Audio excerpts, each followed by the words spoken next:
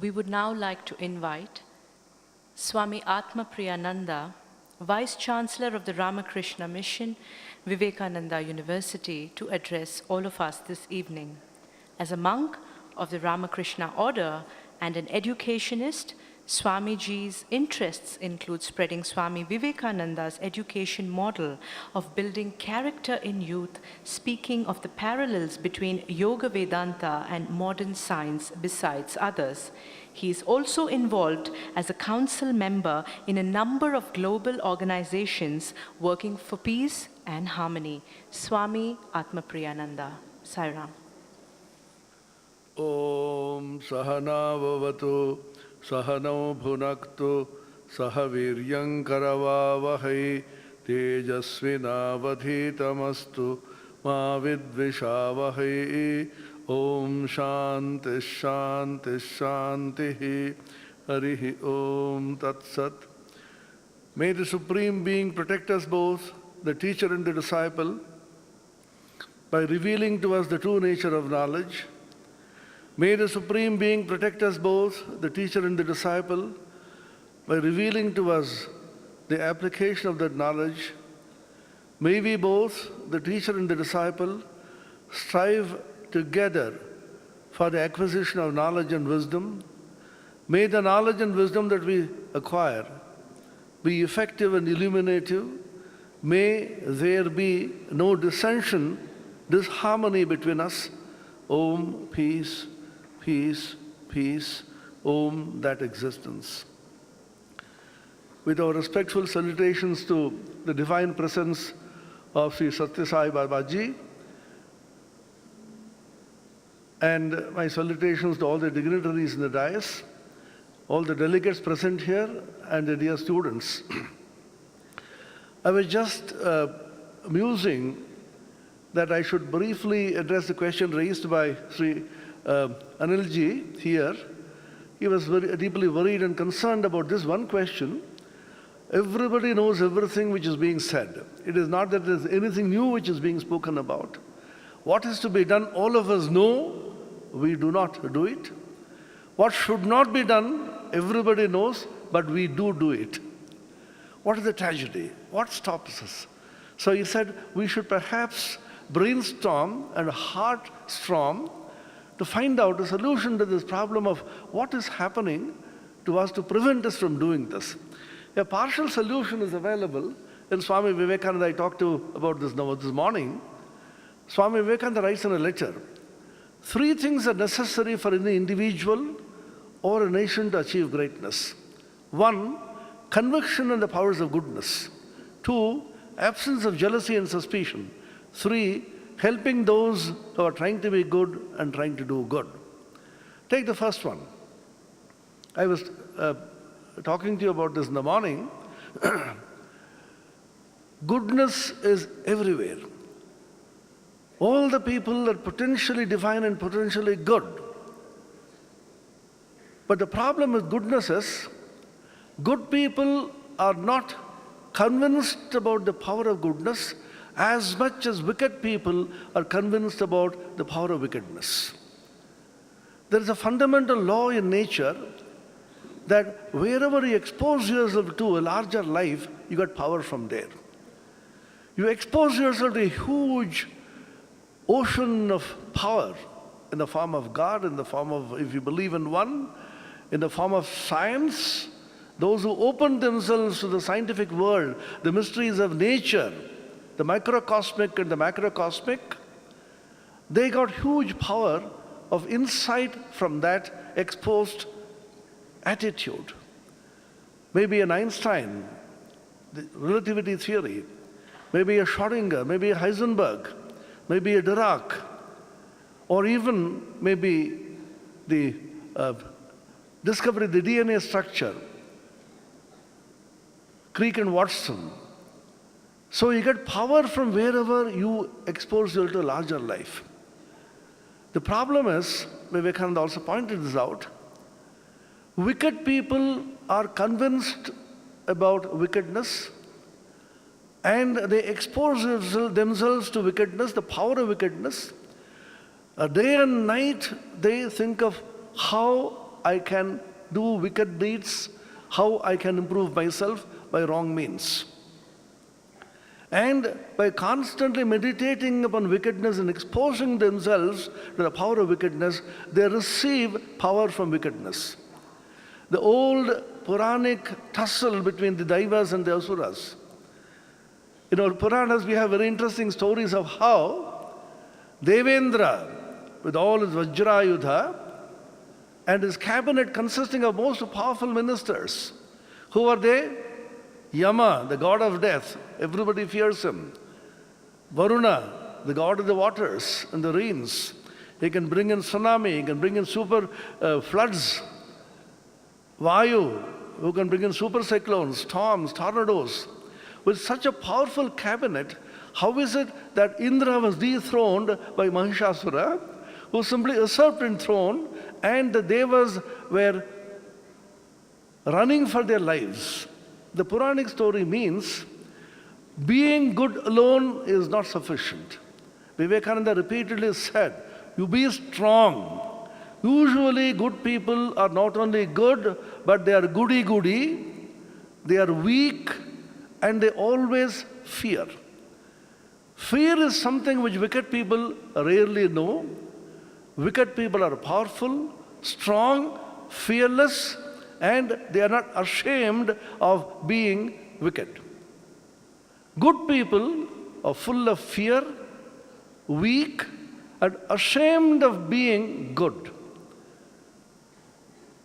They think there are the smarter people who outwit them by telling lies and getting away with it. Said, why did you not also follow it? My students used to say, in the examination, I saw a student from some other college, some other school, cheating in the examination, copying from the book. And he got marks and he got the job which I couldn't. And the accusation against the Ramakrishna Mission monks, I don't know about your institution, you have made us useless for society. We are neither here nor there. You have taught us values, you have given us so much of wisdom, so we can't do things which others can do. Why is it that we are always suffering? The beautiful poem which Anilji was chanting here. Oh God, why is it that good people are not always getting beaten? Why is it the wicked is thriving? One answer God perhaps could give is that, my dear son, a wicked person is so strong, so fearless, I love strong people. Swami Vivekananda was perhaps the only religious teacher who said, be wicked if you must, but don't be weak. He said, when I was in school, I read the Milton's Paradise Lost, and the only fellow for whom I had respect was Satan, who dared disobey God. You know the story? He was an angel. His name was Lucifer. He was luminous, bright. God created everybody, everything in the universe, created man last in his own image, instructed the angels to bow down to man. Lucifer got up, we shall not do this. The first revolt, Inqilab Jindabad, began in the heavens. And you know the first sentence he spoke? One of our English professors pointed out to me, the first sentence of Satan's speech in heavens, revolting against God. He said, arise, awake, or be ever fallen. Swami Vivekananda was a great student of English literature. He had wonderful teachers, the Englishmen, who taught him. He had thoroughly read the Milton's Paradise Lost. There's words, arise and awake, perhaps stuck into his mind from Milton when he translated Uttishtata Jagrata. Then he said, we shall not do this. Why did Swami Vivekananda say this? That because good people, if they are weak, goodness can never thrive. We do not want that kind of goodness, which is goody-goodiness, which is weak, namby-pamby, which can never match wickedness. So what goodness should do, according to Swami Vivekananda, goodness should be steeled and tempered with strength and fearlessness. Vivekananda repeatedly said, Nayam Atma balahinena labhya. This Atman cannot be realized by the weak people. Abhi, abhayam vai brahma, abhayam vai pratishtosi janaka. In the Upanishads, abhayam, abhi, fearlessness and strength. He was a man of spirituality, he was a man of religion, and is a person who was soaked in God. But he did not want that kind of a God who is love personified, but not emotionalism or sentimentalism in love. That kind of love which is so powerful and so strong, whose every word of ours possessing that love will tell like thunderbolt. He wrote in a letter, religions of the world have become lifeless mockeries. What with genuflections and frustrations, what the world needs now is the strength of character. Such a character which is one of boundless love, whose every word will tell like thunderbolt. So Swami Vivekananda therefore saw that good people are getting beaten by the wicked people only because goodness thinks that weakness can masquerade as goodness. No, good people have to be strong. And along with strength, good people should get the synergy. You can see in wicked people, not only they are strong, they can quickly gang up. There's a quick ganging up of wicked people together and they will fight for wickedness. Good people can never come together, particularly the educated people. I have been dealing with higher education for nearly 40 years. It's very difficult to bring teachers together on the same page for a good cause. It is not easy. Intellectuals always will argue, fight, and they're so powerful intellects. The heart doesn't flow. So Swami Vivekananda said, Satyata, goodness, along with that, sahas, strength, and sangathan. The Ramakrishna order which is created, the Ramakrishna mission, like this organization created by Sathya Sai Baba, is an experiment which Swamiji wanted to try to see if these three can be brought together. Satyata, Sahas, or Sangathan. If you can have these three and the various institutions which are encouraging and promoting goodness, strength, can they come together and synergize? It has not happened so far. Why is it that the Hindu religion is such a bad shape? It is not because of inter-religious disharmony. It is more intra-religious disharmony. There are so many factions and groups within Hindu religion can never see eye to eye with each other. Just several decades ago we saw the Vishishtadvaitins and Dvaitins and Advaitins and Vaishnavas and Shaktas constantly at war with each other. And therefore what is necessary is synergizing these good, strong energies so that we can combat wickedness. Once the boys and girls get a taste of the success of goodness which is strong, then they will be good, not because they're afraid to be bad, that they will be good because they are convinced that goodness is good. Out of the power of conviction will come the power to be able to be good. Now people are losing faith in goodness. As I said, the student told me that the other boy was cheating in the examination and he is getting the high marks and he is going to get a job, but what about me? Then I asked him, why didn't you also do that? There was no invigilation worthy name. Then he said, I was terribly afraid. The other fellow was not afraid, so I was horribly afraid that I may be caught. The fear to do something bad should not be the motive power for being good. The motive power should be, I will be good because I am convinced about goodness. I have the strength to stand by it like Harishchandra, and even if I cut to pieces, I will not be otherwise. So the goodness out of fear, which practices goodness, I call it default goodness. We do not want default goodness. We want positive goodness. One word about the values. I was talking to this morning about value and price. Professor Kaushik Vasu was a great economist, and he was also the vice president of the World Bank. He told us a story. He said, Nobel Prize in Economics was awarded to a person some years ago for distinguishing between price and value. The price of a thing may be very small, but the value of that could be very large. He said, Swami Vivekananda spoke about this in a letter in the form of, what do you mean? Cut off my nose? Even if you have 10 billion, I'll not give my nose. Then he smiled and went back to the father of the girl. Sir, I went and checked myself. This boy has a priceless possession which is worth $10 billion. What do you speak of 1 million? He said, so? I checked it myself, I saw. Then the marriage is over. Then I said, what happened? This is worth $1 billion. That is the value which you give. It is not the price, but the value. In a sense, therefore, every one of us is a spiritualist. What is spirituality? How does it distinguish from materialism? Materialism says, I am the spirit and I become glorious because I possess large pieces of matter.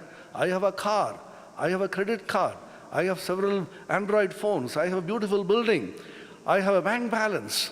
So these material goods make the spirit glorious. That is materialism.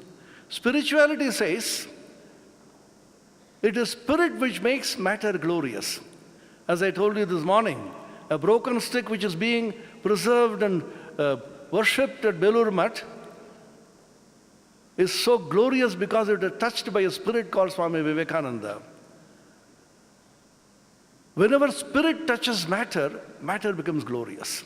The price of that piece of wood is very small, but the value is remarkable.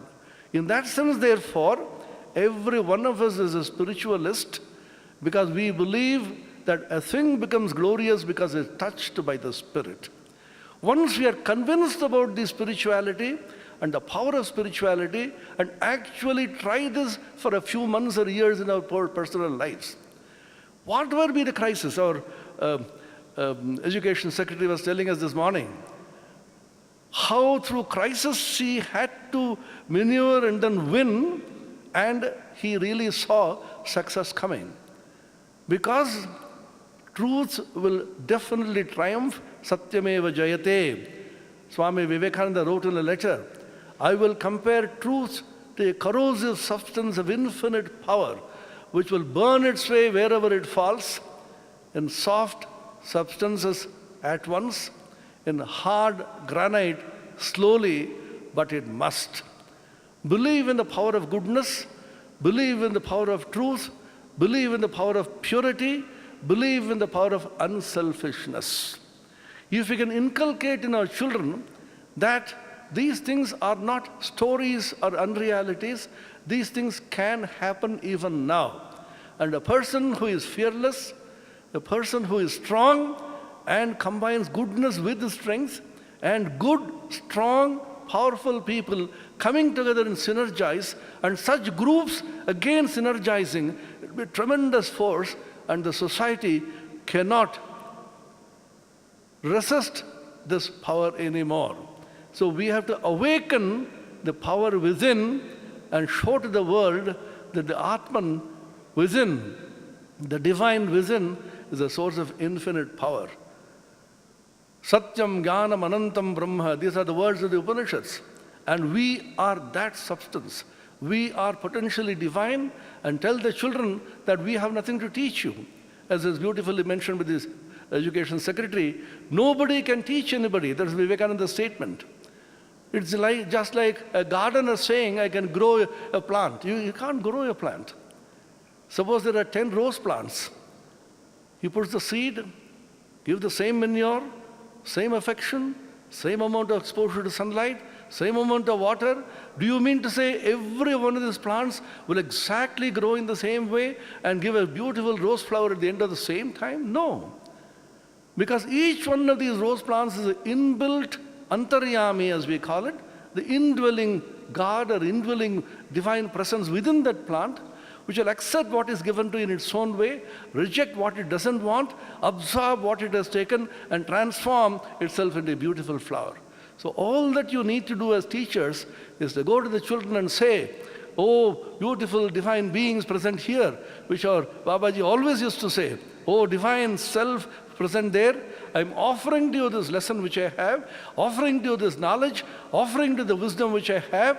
You take it as much as you want, in the way you want, reject what you can't, and then transform yourself into a beautiful plant. And you watch this plant growing, getting transformed. That is the greatest satisfaction. So there's a kind of puja that you do, the worship that you do, not that you give something, you offer something to be absorbed. So in this act of worship, you think of these children as Narayanas or gods themselves, and you as the worshipper. Vivekananda said, cut out the word help and teach from your mind. You can never teach, you can never help. Let the receiver stand up and accept. Let the giver kneel down and worship. If you have this attitude, each one of you will be giants, and you can see, try this for 6 months and see. I challenge my students. You talk about wickedness thriving.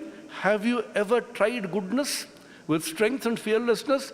Try it for 6 months and see how the power of goodness wins. Satyameva jayate. This is not a dictum. This is true.